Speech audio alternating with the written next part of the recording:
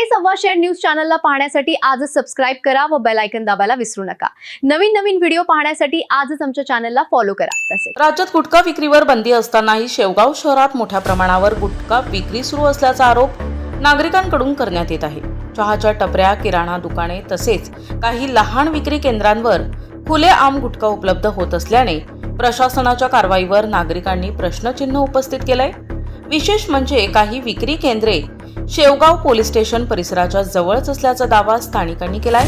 त्यामुळे संबंधित यंत्रणांना ही माहिती नसावी का असा सवाल नागरिकांकडून विचारला जातोय। शहरात हिरा, विमल यासारख्या ब्रँडचा गुटखा दीर्घ काळापासून विकला जात असल्याचा आरोपही स्थानिकांकडून करण्यात आलाय। काही महिन्यांपूर्वी अवैध विक्री विरोधात कारवाई वेगानं होत होती, मात्र अलीकडे ती थंडावल्याचं नागरिकांचं म्हणणं आहे।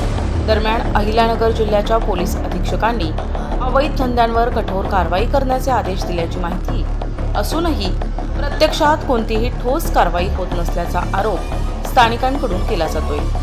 काही नागरिकांनी प्रशासन आणि गुटखा विक्रेत्यांमध्ये आर्थिक देवाणघेवाण होत असल्याचा संशय व्यक्त केला असला तरी याबाबत अधिकृत पुष्टी उपलब्ध झालेली नाही। मात्र वाढत्या अवैध विक्रीमुळे आरोग्य आणि कायद्याच्या अंमलबजावणीबाबत गंभीर प्रश्न निर्माण झाले।